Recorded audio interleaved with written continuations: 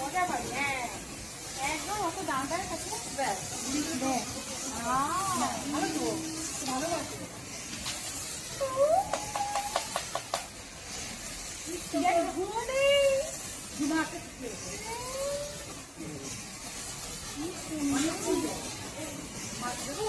না না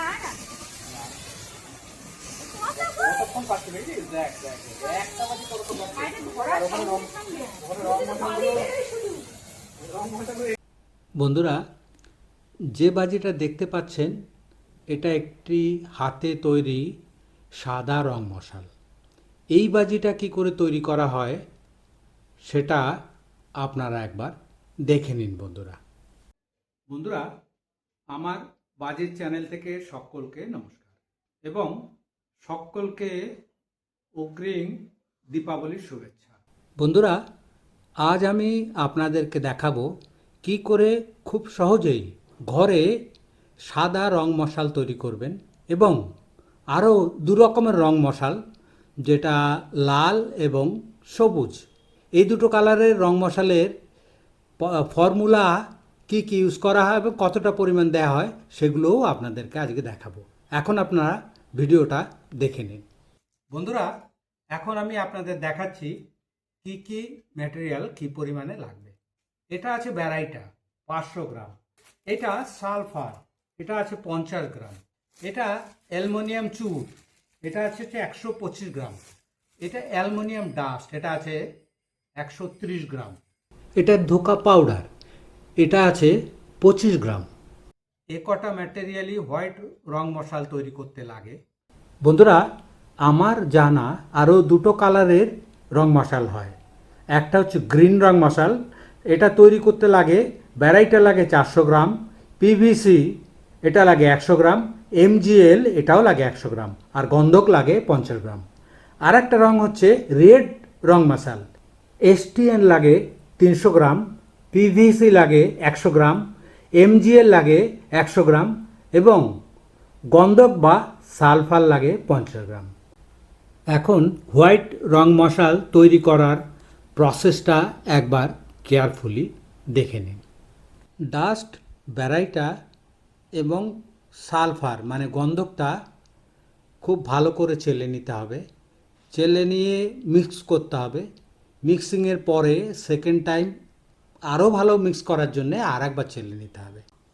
এখন অন্য সব মেটেরিয়ালগুলো এক এক করে মিশিয়ে সব মশলাগুলো খুব ভালো করে মিশিয়ে নিলেই মশলা রেডি। এটা তারপিন তেল, এখানে অ্যালুমিনিয়াম ডাস্ট রয়েছে, এটা খুব বাতাসে ওড়ে। এটা অল্প পরিমাণ মিশিয়ে দিলে কী হবে, ওই ডাস্ট পার্টিকেল যেগুলো উড়ে বেড়ায় নাকে মুখে ঢোকে, এটা আর নাকে মুখে ঢুকবে না, একটু চ্যাটচ্যাটে হয়ে যাবে, সেটা বাজি করতে সুবিধাও হবে। এখন আর একবার তারপিন তেলটা ভালো করে মিশিয়ে নিতে হবে। মশলা বাজি তৈরির জন্য একদম রেডি।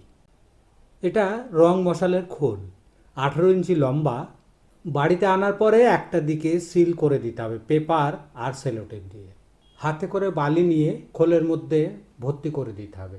1.5 থেকে 2 ইঞ্চি বালি ভরে দিতে হবে নিচের দিকে, যেটা প্রোটেকশান দেবে। এই পাইপটা দিয়ে একটা কাঠের লাঠি দিয়ে আমি এটাকে টাইট করে নিলাম। একটা ছোট কাগজ ভাঁজ করে ওটার ভেতরে ঢুকিয়ে দিলে কী হবে, মশলা আর বালিটা আলাদা হয়ে থাকবে ভেতরে। এই যে এটা দিয়ে দিলাম। এইবার খোলটাও রেডি হয়ে গেল মশলা ঢোকার জন্যে। এই রেডি মশলা হাত এবং কাঠের স্টিক দিয়ে খোলের ভেতরে খুব ভালো করে টাইট করে পুশ করে দিতে হবে। যত টাইট করতে পারবেন তত ভালো হবে এবং তত বেশি সময় চলবে। হাতে তৈরি বাজি দোকানের থেকে অনেক গুণে ভালো হয়, দেখতেও ভালো হয়।